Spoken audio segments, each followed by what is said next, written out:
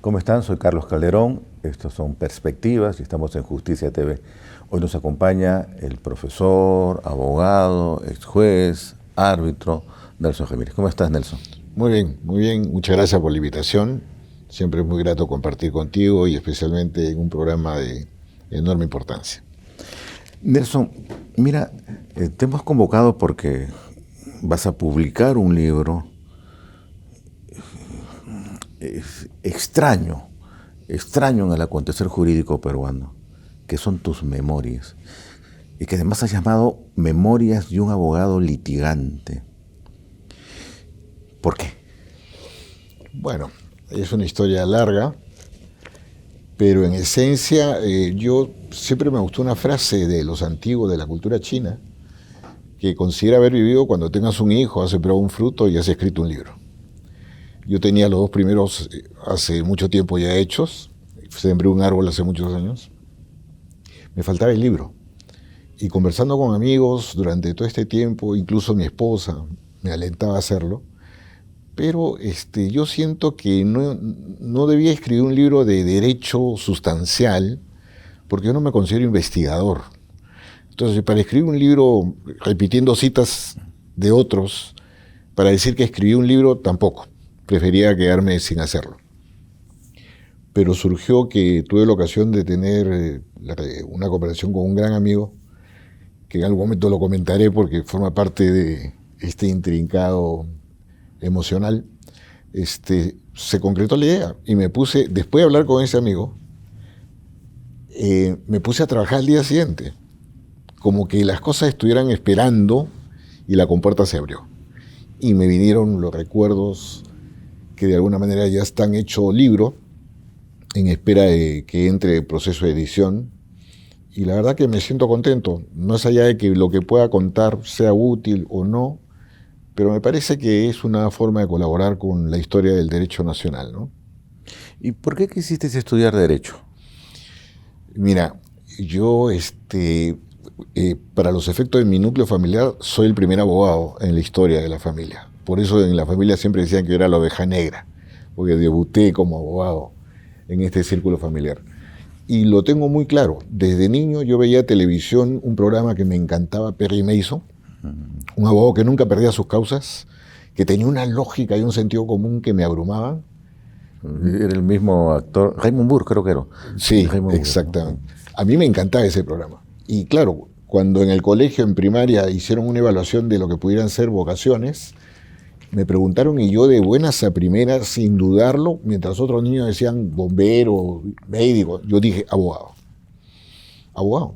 Y claro, el director del colegio que llevaba adelante esta entrevista, llamó a mi papá. Lo llamó porque eran amigos. Le dijo, oye, tu hijo quiere ser abogado. Mi papá se sorprendió. Me preguntó, por supuesto se sorprendió gratamente, ¿no? Decía, pero quería saber también él por qué es que quería ser abogado.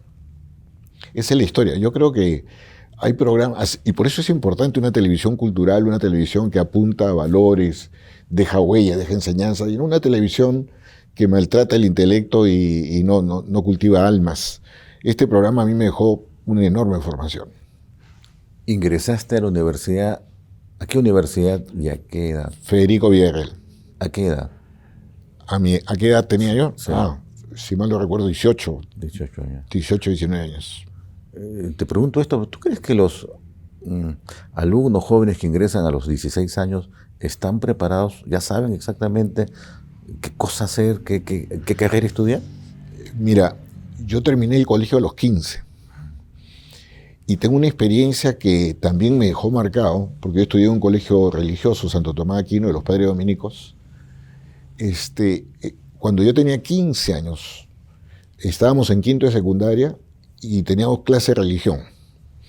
Y entró el sacerdote que enseñaba ese curso e hizo una pregunta. ¿Alguien de los aquí presentes tiene menos de 16 años? Y yo, entusiasta, me paro, levanto la mano y digo, yo, padre. Me dijo, retírese. Iba a hablar de educación sexual. Y por eso me dijo, tienes que retirarte. Tú no, eres muy joven para escuchar esto. Y me sacó del salón. Me envió al patio y pasaba el regente, me vio afuera y me dijo, te han castigado, arrodíllese. Y me arrodilló sin haber dicho nada. Pero esa es parte de la historia y eso conjuga con la idea de que hay un grado de madurez que necesitamos todos para ciertas cosas. Si yo hubiese ingresado inmediatamente después del colegio a la universidad a los 16 años, creo que hubiese sido el peor error de mi vida. Felizmente, mis padres hicieron un esfuerzo, me enviaron a estudiar a España, no por una beca, nada, sino ellos se hicieron cargo de eso. Lamentablemente, cuando estaba en primer año de Derecho en Barcelona, en España, mi padre fallece, se resquebraja la economía del hogar y tuve que volver. Y claro, el cambio fue grande de una universidad pública, es verdad, pero en España, a la Federico Villarreal. Entonces, es parte también de mi historial, ¿no? Eso es en la década del 70. 69-70, sí. 69-70. Por lo tanto, deben haber habido luchas universitarias tremendas en la Vida Real, como todas las universidades, ¿no? Claro, pero era una época de mucho conflicto universitario, porque estábamos viviendo la época militar. Entonces, los tanques, la bomba lacrimógena formaban parte del día a día universitario. Y claro, en particular la Vida Real, porque tenía una insignia aprista. Y el APRA era opositor manifiesto al gobierno militar y era una de las fuerzas políticas que defendían la vuelta a la democracia. Entonces, también eso ha sido una casualidad para mí y me ha ayudado muchísimo a tener conciencia social y pensar que la política tiene que ser reconducida. ¿Te vinculaste a algún sector político? Es que solo había el APRA. El ARE, la Alianza Revolucionaria Estudiantil, y mis mejores amigos de promoción eran del ARE. Entonces, si bien no formé parte, pero caminé con ellos, viajé con ellos, salí a las calles a protestar con ellos, pero nunca fui aprista. Dime, ¿y qué profesores estaban en la universidad en esa época? De los que recuerdas, ¿no?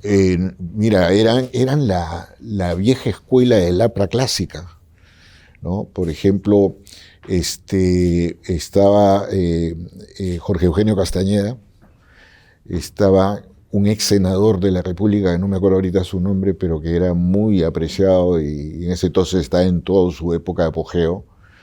Estaba Cox, que había sido ministro y un hombre muy vinculado a la economía.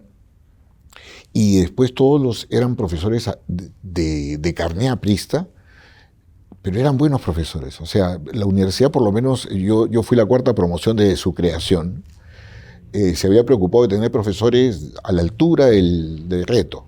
Si bien no eran consagrados académicamente, pero eran gente formada, con una cultura jurídica muy acentuada. Y como era el programa era de Derecho y Ciencias Políticas, encajaba perfectamente pues, el trabajo político desde las aulas. Entonces, eso lo he vivido yo de cerca, ¿no? Tú cuentas en tu trabajo este vínculo que tienes con un compañero tuyo, un alumno, un amigo tuyo, que es detenido, sí, ¿no?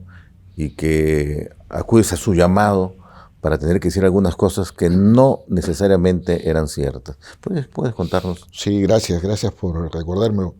Carlos Velapatiño, que en paz descanse, murió muy joven. En la zona del 5 de febrero, de aquellos años, que salió la población a la calle y fue un momento importante en el cambio de rumbo del gobierno militar. Salimos un grupo de la universidad que estaba en La Colmena y nos dirigimos pues a donde pudiéramos ir, porque estábamos desconcertados. Las noticias venían de todos lados, humareas por todos lados, incendios, bombas lacrimógenas. Entonces, la sensación de no saber qué hacer estaba ahí. Y éramos un grupo de más o menos 3, 4 amigos, y cuando llegamos a La Colmena, con la avenida Wilson, que es donde se producía muy cerca en el centro cívico de aquel entonces. Está Correo y Ojo. Exacto, ¿no?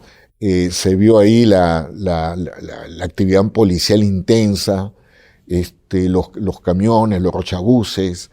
No. Entonces decidí yo irme a mi casa, porque sentí que no era oportuno estar en medio de toda esa trifulca. Y me fui caminando, yo vivía en La Victoria, me fui caminando hasta Luna Pizarro con Isabel la Católica, cerca del Estadio de Alianza Lima, y lo menciono porque yo sé que tú eres hincha de Alianza. Como tú. somos. Bueno, llegué a mi casa todo tranquilo. Pero a mi amigo, a Carlos, lo detuvieron. Yo no sabía nada. A los días me llama su hermana y me dice: Nelson, he conversado con mi hermano y él me pide por favor que hable contigo para pedirte lo siguiente.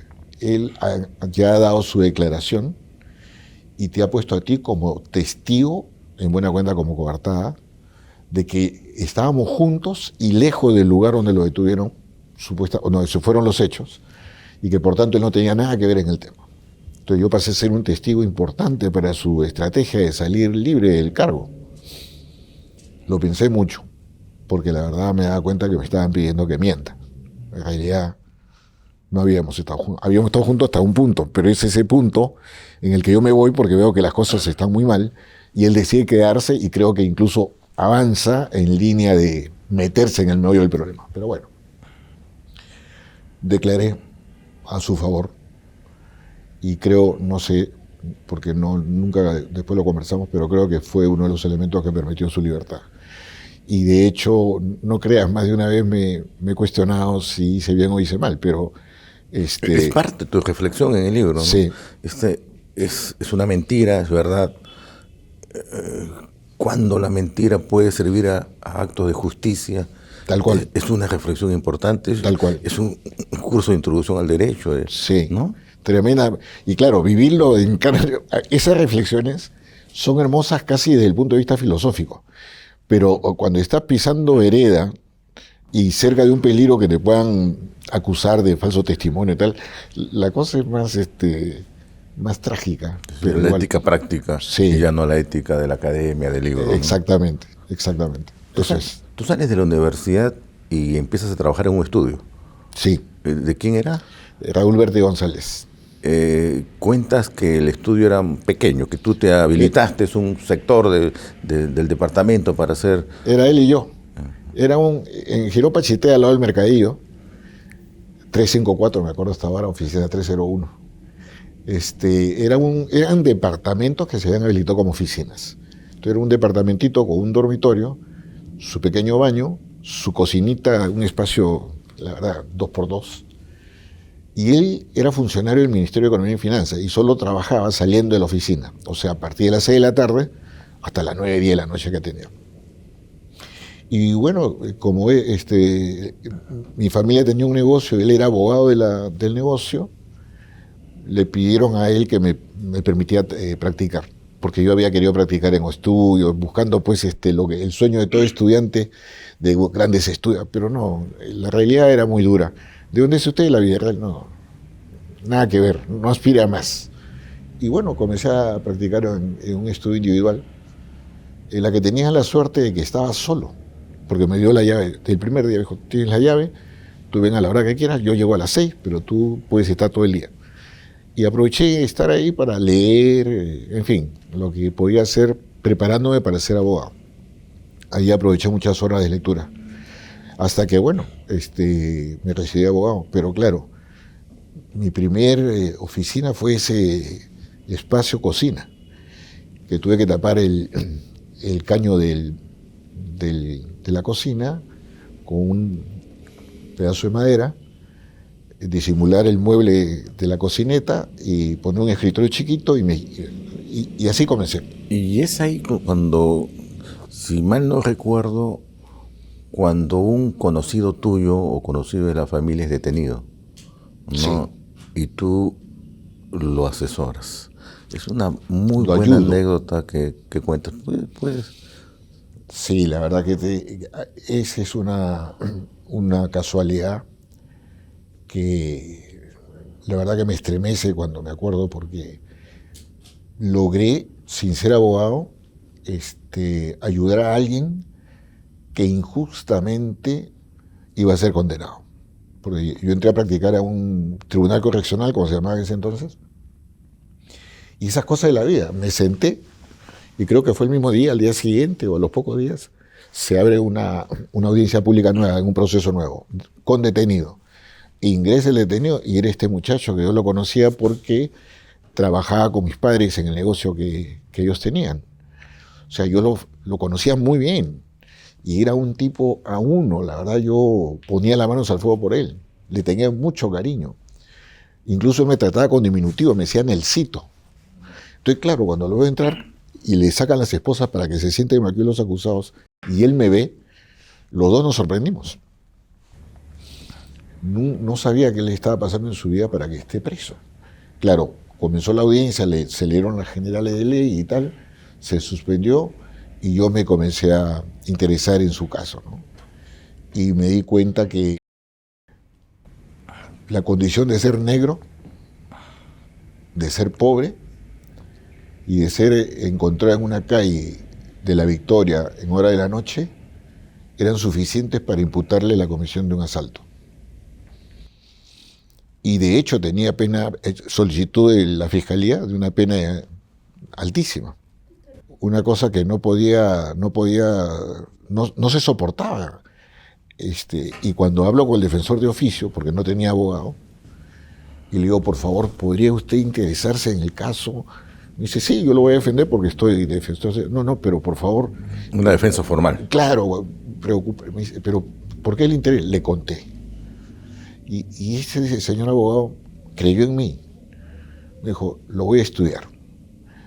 Lo estudió y después me dijo, tiene razón, no hay ninguna prueba contra él, solo el dicho del agraviado. Pero no le han incautado la billetera que supuestamente le habían quitado, ni el arma punzante con la que había asaltado. Nada de nada. Mira, no nos cuentes el final, sino después de un breve corte. Regresamos.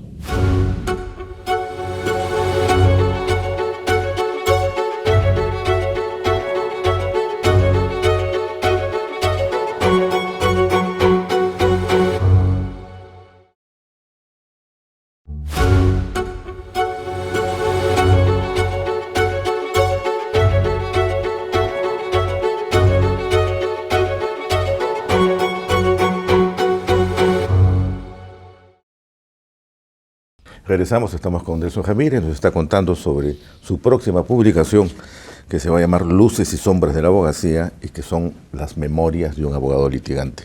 Nelson, estabas a punto de finalizar, te corté en tu primera, no sé si tu primera, pero tu primer gran colaboración con el derecho en torno a un personaje que tú conocías y nos estabas diciendo algo que todavía parece suceder, que determinadas condiciones económicas y sociales casi hacen responsable a una persona de la comisión de un delito. Fue impresionante. La verdad que después de que ya se hizo un estudio del caso y el vocal ponente, el doctor Rema de Arana, que en paz descanse, gran señor, a quien también le hablé, por supuesto no me hizo mucho caso, pero sí, de acuerdo a lo que después sucedió, sí llegó a darse cuenta que algo había en ese expediente que me ameritaba un estudio especial.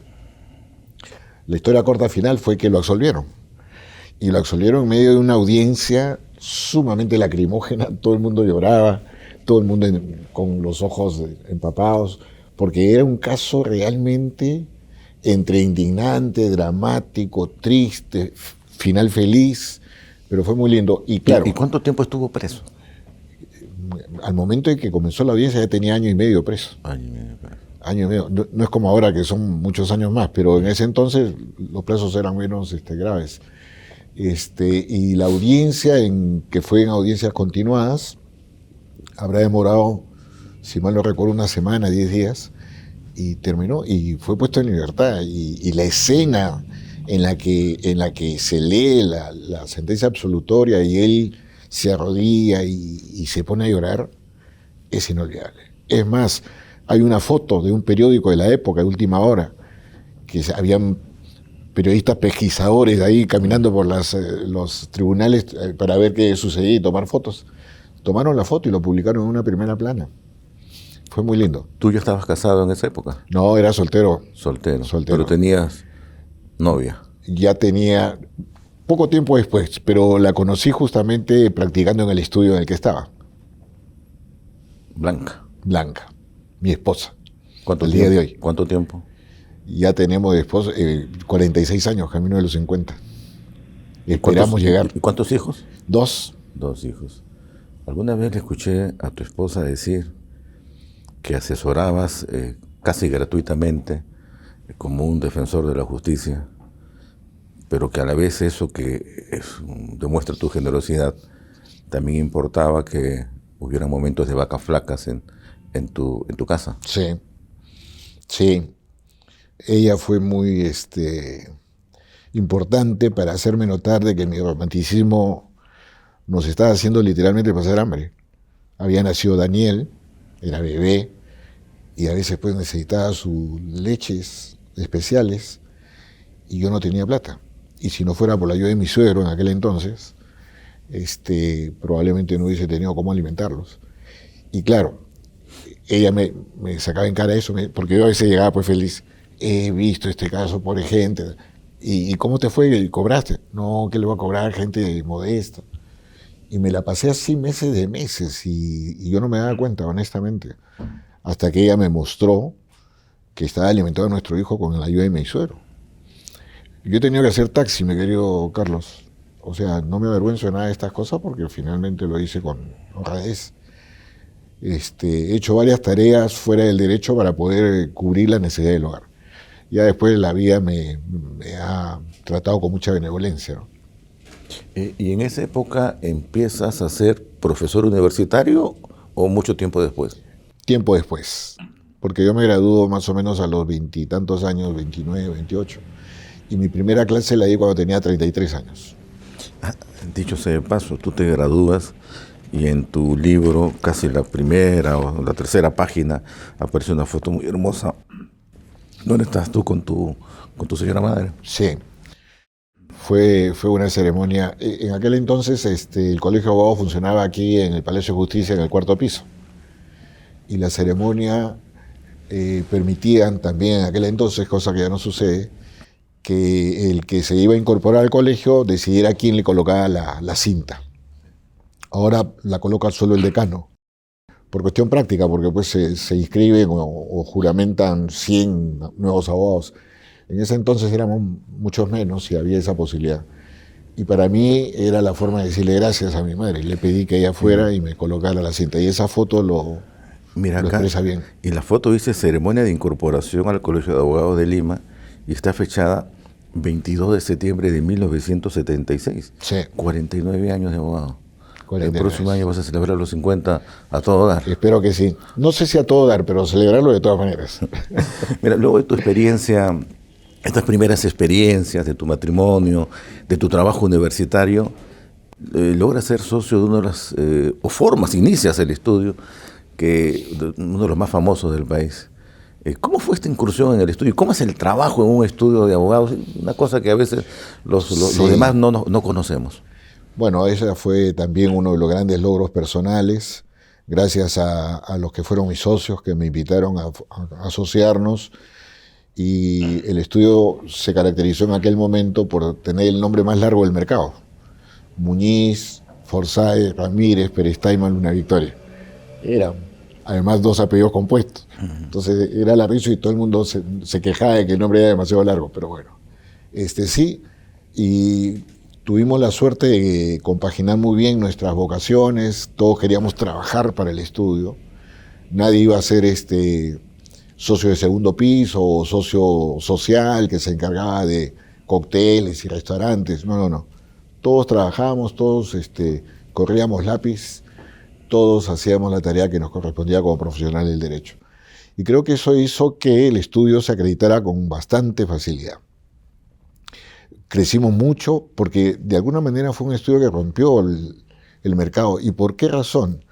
Porque 2 de los socios, Jorge Muñiz y Albert Forsyth, habían tenido experiencia en estudios americanos, habían trabajado en estudios americanos, habían hecho pasantías, y entonces habían tomado la práctica de esos estudios y la trajeron a Perú y la pusieron en práctica, la impulsaron, y eran cosas novedosísimas. O sea, para comenzar, la más importante que nos costó a todos los que no teníamos esa experiencia asumirlo era: no eres un abogado detrás de un escritorio esperando al cliente que te toca la puerta. Tú tienes que buscarlo, atenderlo, saber cuáles son sus necesidades, estar detrás de su problema, sentirse acompañado por ti. O sea, no eres el profesional desde la nube que esperas al pobre ciudadano con problemas que te pide y te toca la puerta. No. Hay que ser proactivo. Y a partir de esas ideas se generaron varios productos. Por ejemplo, se generó una revista, se generó la figura del attaché, porque había clientes que, por ejemplo, tenían varios problemas y varios temas en el estudio. Por ejemplo, un tema de marcas, un tema de propiedad, un tema de reclamos laborales. Y claro, cuando ese señor quería hablar con alguno, por alguno no sabía a quién dirigirse, porque decían, el laboral lo ve fulano, el otro tema Juan, y decía, ¿con quién hablo? Entonces se generó la figura del ataché.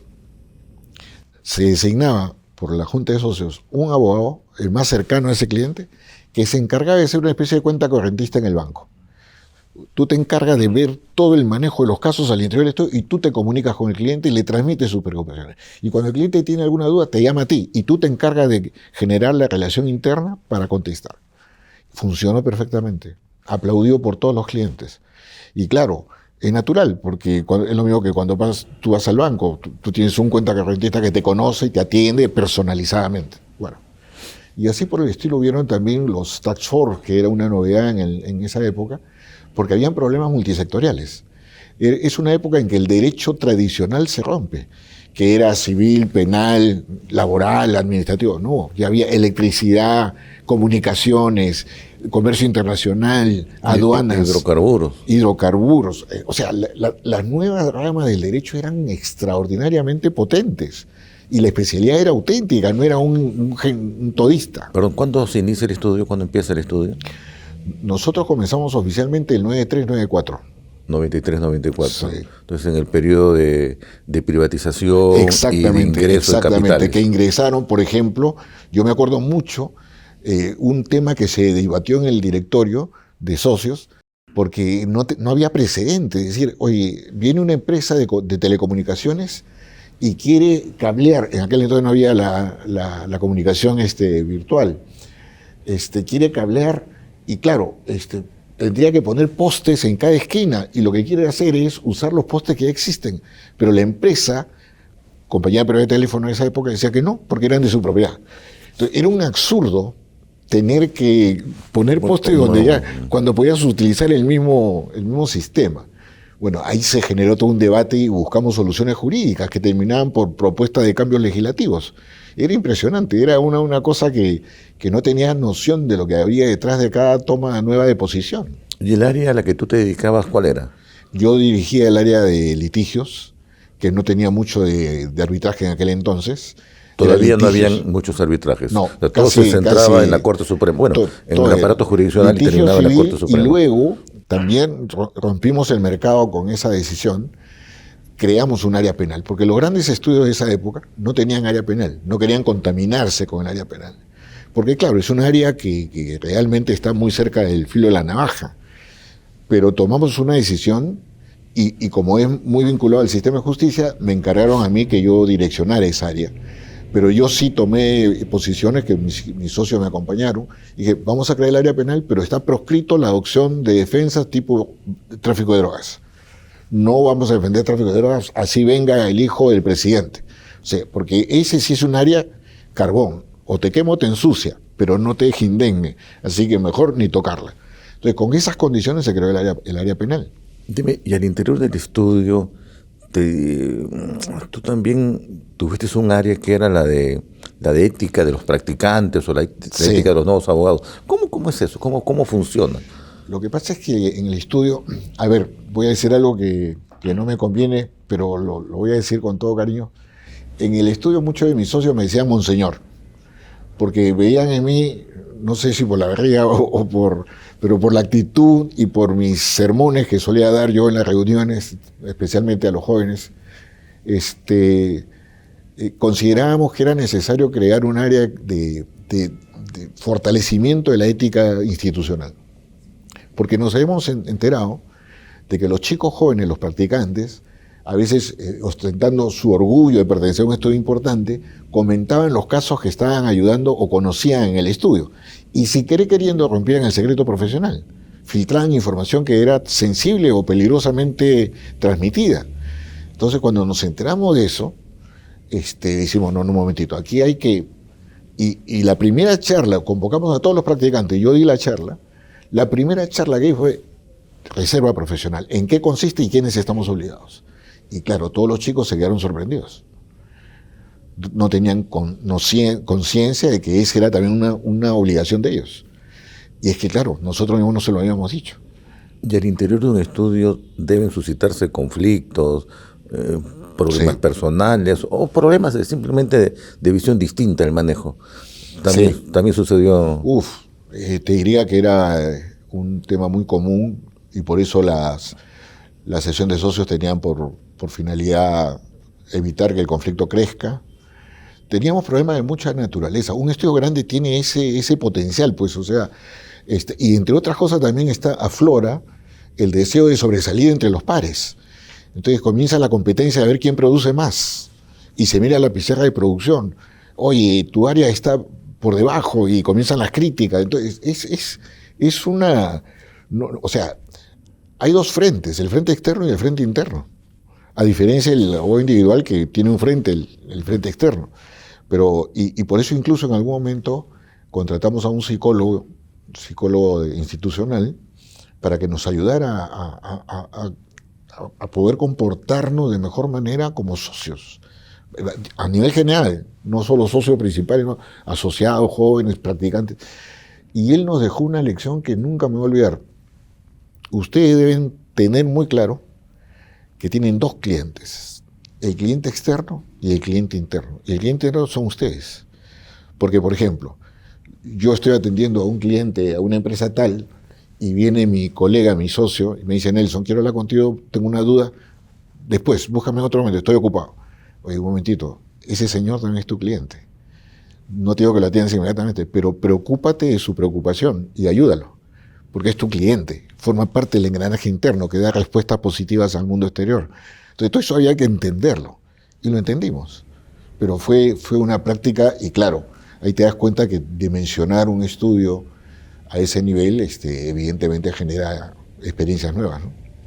En el texto mencionas una crisis en el estudio y tu apartamento del mismo. No te voy a preguntar Gracias. sobre eso para que el lector vaya a buscar qué es lo que sucedió.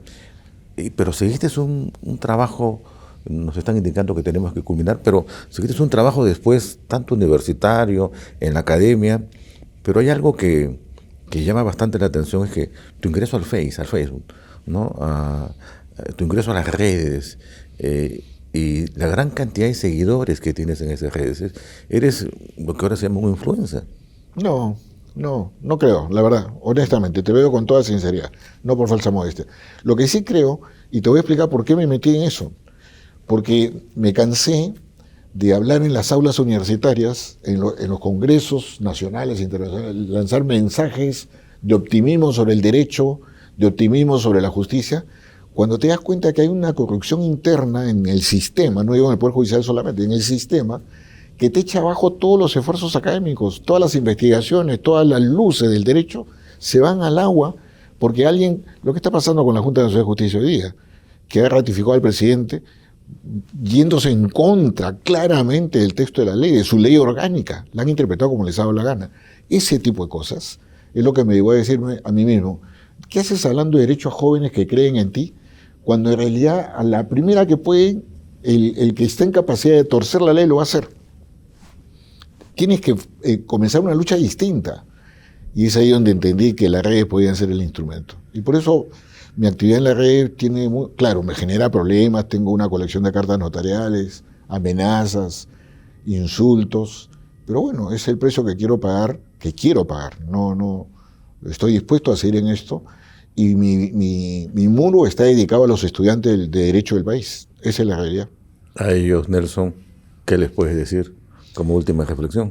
Que podemos programa. cambiar las cosas, que se trata simplemente de buscar la forma de hacerlo desde nosotros mismos, porque claro, todo el mundo quiere cambiar lo que está mal, pero no hace nada desde uno mismo, y hay cosas por hacer, ¿no? Por ejemplo, si eres estudiante, no copies en los exámenes, prepárate bien, sé honesto, no defiendas lo que no sabes, lo que no es tu especialidad, no engañes, no coimees o no pretendas coimear para obtener resultados. O sea, hay tremendas tareas en cada uno de nosotros. Fue Nelson Ramírez, fue Perspectiva, con ustedes la próxima semana. Gracias, Nelson. Gracias.